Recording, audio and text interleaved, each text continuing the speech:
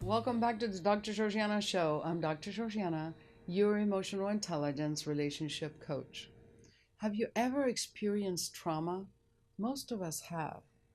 Post traumatic stress disorder, or PTSD, is a mental health diagnosis given to people who have experienced trauma and, as a result, have a series of symptoms that affect their bodies, their thoughts, their feelings, and/or their behaviors. Today we're talking about PTSD and relationships. I'm interviewing Melissa Morgan Tang, a life coach who has worked with people with PTSD. She's in the studio to share her expertise as well as her personal experiences with the disorder. So Melissa, welcome to the show. Thank you. So glad to be here. So you're a life coach, correct? I am. And could you please explain to our viewers what a life coach does? Well, the most important thing that a life coach does is ask the right questions. Life coaching is not meant to be about consulting or telling people what to do, because that creates dependency. So with my clients, my goal is to empower them by asking the right questions and helping them come up with their own ideas, their own solutions. So I get close with my clients, we go deep, I get curious, and I help people get more in touch with their values. You know, what's really important to them, not society. What's important to you, kind of thing. And then we tap into, creativity, and we build up momentum, working towards their goals and dreams. Yeah. But life coaching is about any area of your life, right? So a life coach can talk about relationships. It can talk about anything, right? Spirituality. Sure. Career. Yeah. Relationships. Mm-hmm. Mm-hmm. Yeah.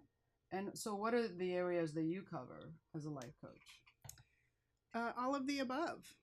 I've had quite a few people that have been referred to me with mental health struggles. So, and it's because, of my own personal history and overcoming things from my past. So I've had a lot of those, but I help people with all of the things that we've mentioned. Mm-hmm. Yeah. And it's a little bit different than psychotherapy. I mean, some people don't know the difference between coaching and psychotherapy. So how would you describe the difference?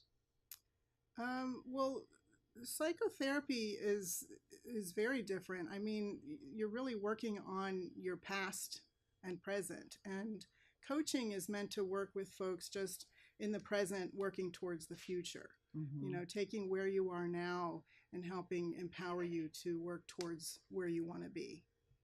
Right, and it's not focused on symptoms or diagnoses. Correct. There is no diagnoses involved in in coaching.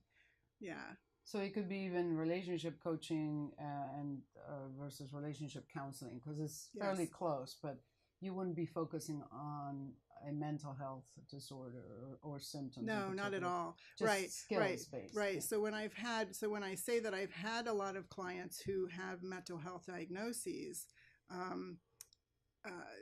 it's not that I'm diagnosing them or that their diagnosis is our focus. It's more about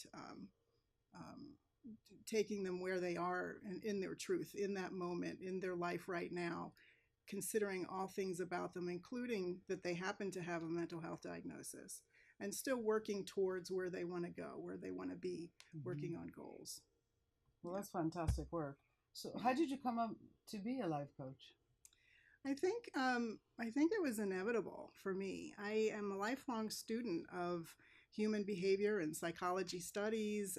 It's so fascinating for me. And I, as a child, even when people would ask me, what do you want to be when you grow up? I would say, I want to be a therapist, but I don't want to work in a doctor's office.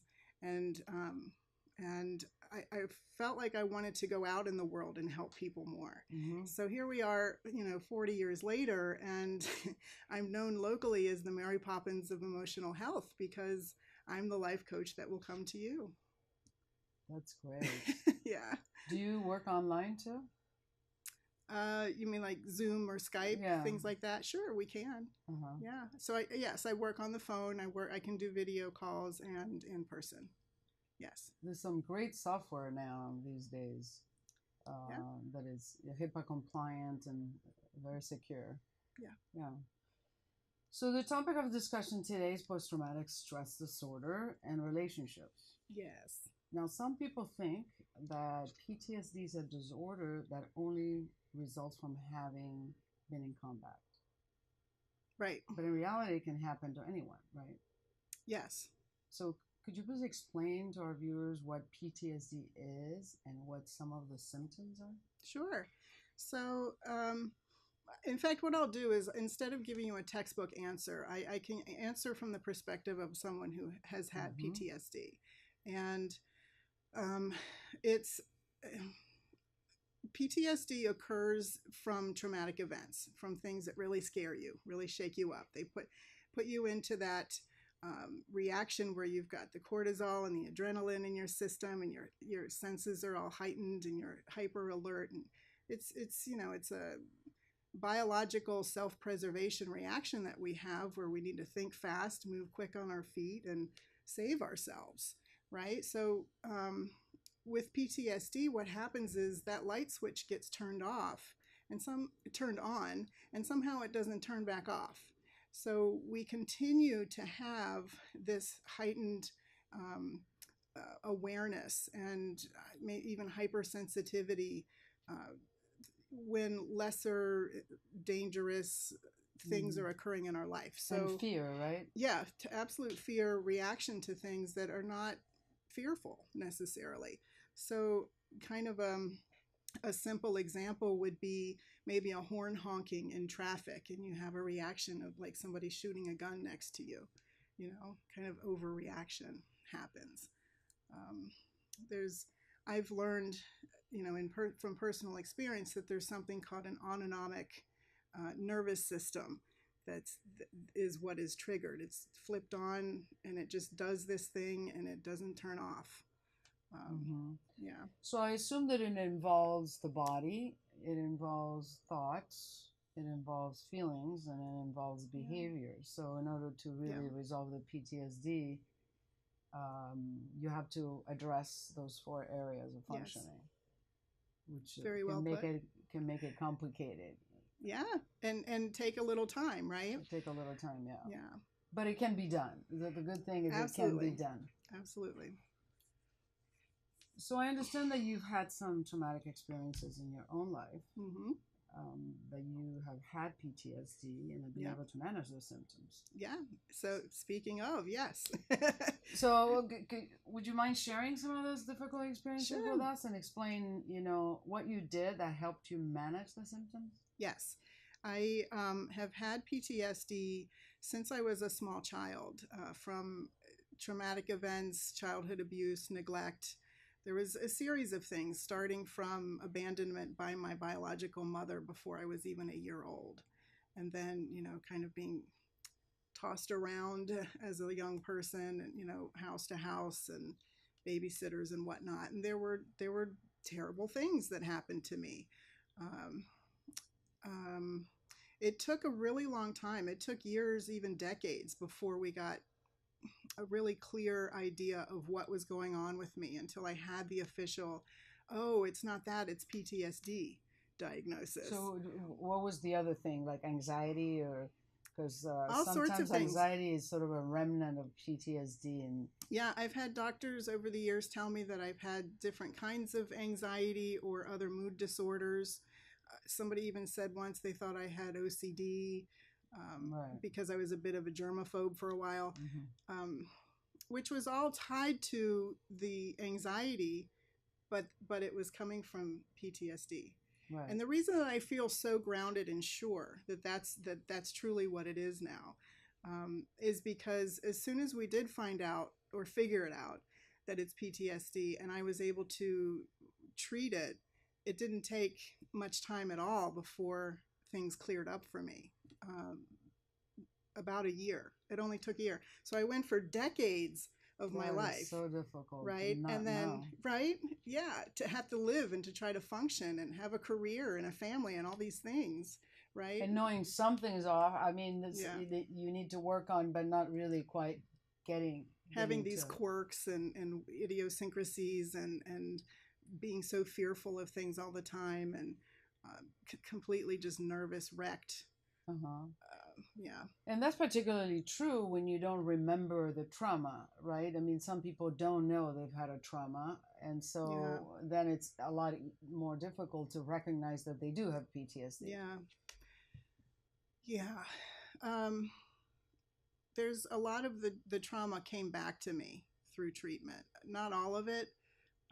So yeah, I guess everybody's different. Yeah, Yeah. some people when they're younger, when they've had a trauma and they were really young, then they don't know, and sometimes it takes until they're in their 30s or 40s to 40s for me. Yeah. 40s for you. Yeah. So, Yeah. and I should mention, I mean, the two things that ended up helping me were EMDR, which is easy to Google. EMDR is a treatment that can be used for PTSD. I feel like it changed my life. It saved my life. Also, there's another thing called TIPI, TIPI. Also able to Google that, and Mm-hmm. it's it's.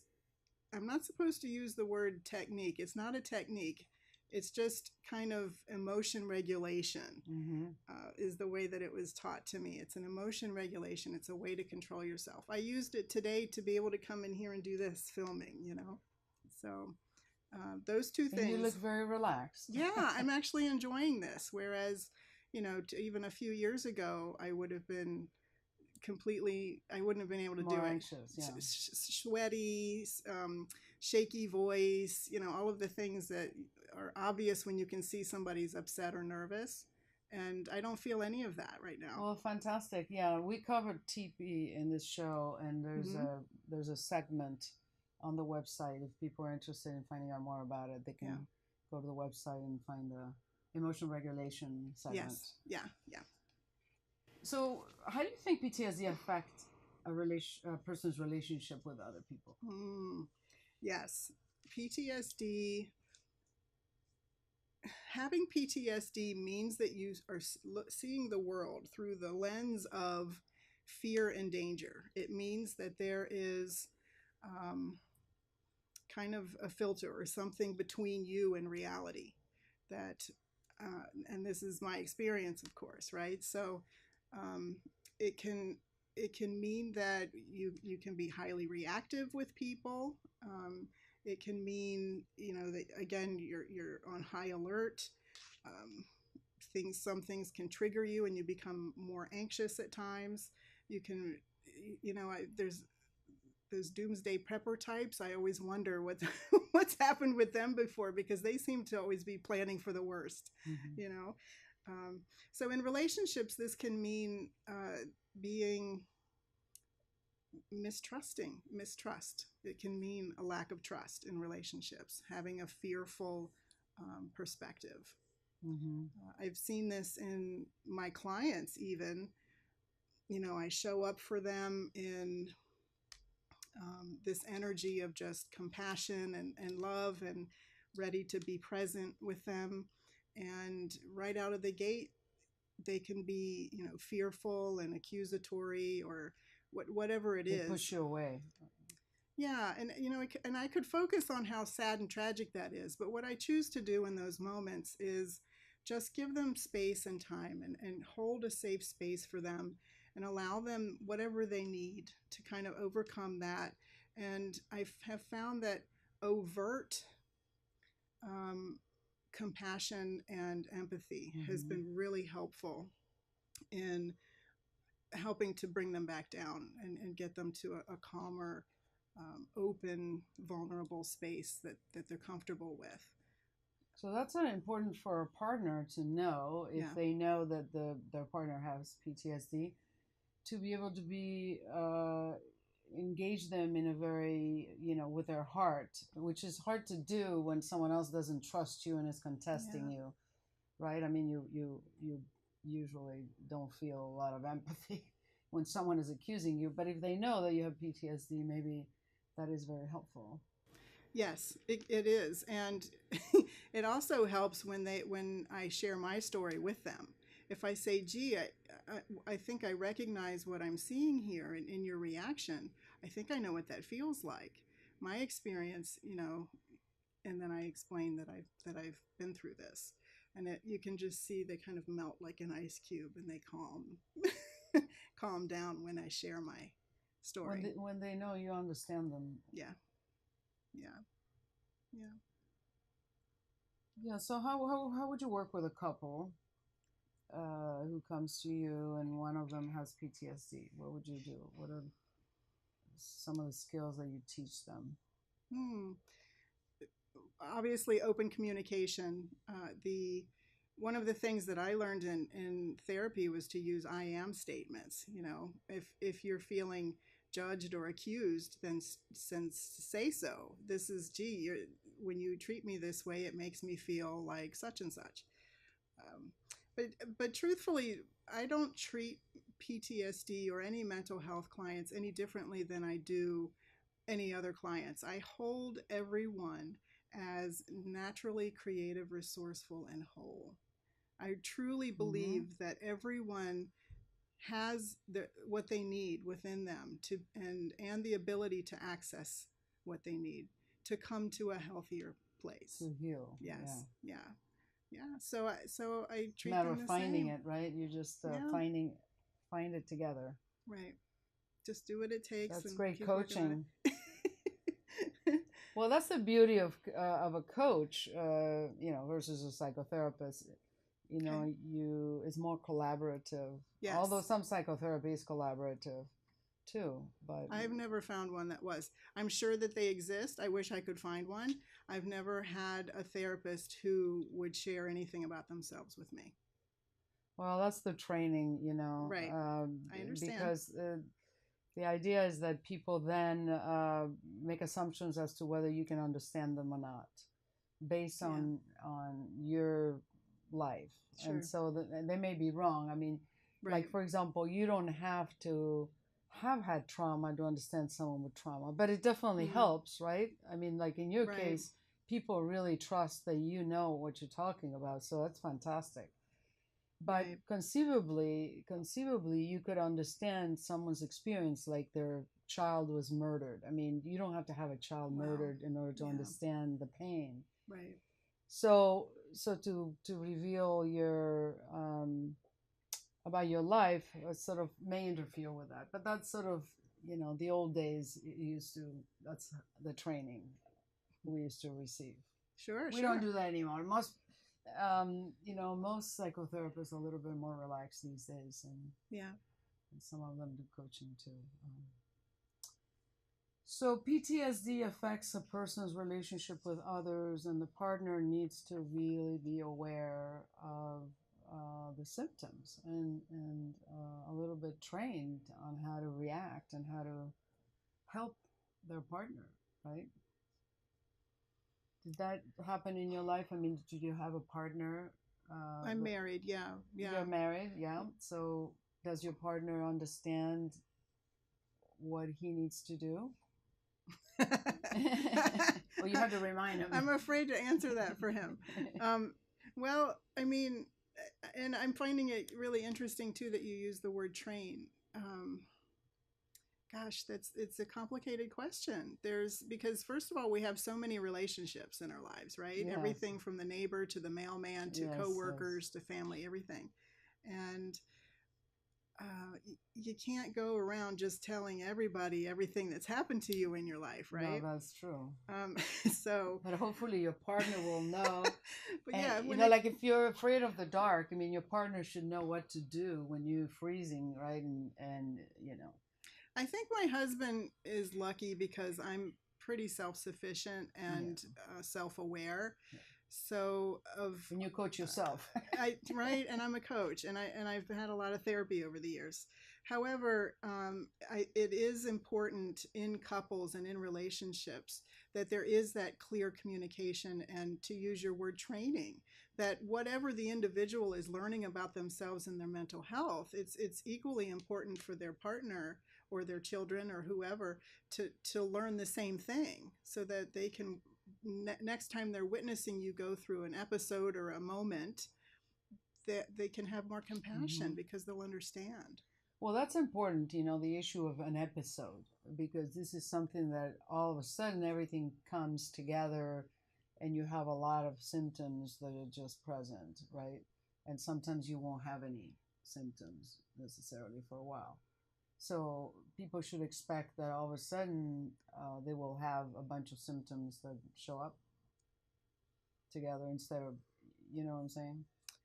Um, An Possibly. episode. You Right, mentioned right, an right, episode. So right. what does an Where episode look something like? triggers you, like using that example that I gave with the horn honking in traffic, and you're reacting like it's gunshots, Hmm. right? And then, so what does that do to you? How does that change your behavior? And when your behavior changes like that, if you're with somebody, if somebody's in the car with you and suddenly you're changing your behavior, that, what are they thinking? How are they going to react? It helps if the people that are close to you can understand what you have, how it affects you internally, how Hmm. you end up changing, how your behavior ends up changing externally. And then when things like that happen, it goes a lot more smoothly. There can be compassion. They can give you space and time. They can, maybe rub your back and say it's going to be okay, It's gonna whatever be it okay. takes. Yeah, yeah. And so you teach people exercises. Can you share with us some helpful Sure, exercises you practice with people who have PTSD? sure. There's several that work really well, and again, this is just strictly coaching stuff. Uh, I can mention two though. There's the main one is, with any mental health, there seems to be a lot of self criticism. So the first the first thing that I tend to start with is the concept of saboteur voice. And as a psychotherapist, you probably recognize that as the super ego, that little negative voice that we all have. Everybody Mm-hmm. has The it. critical, yeah. Don't go film a TV show today, Melissa. You're not good enough to do that. you know, That's not true. this super ego wants you to stay home where it's warm and safe and dry.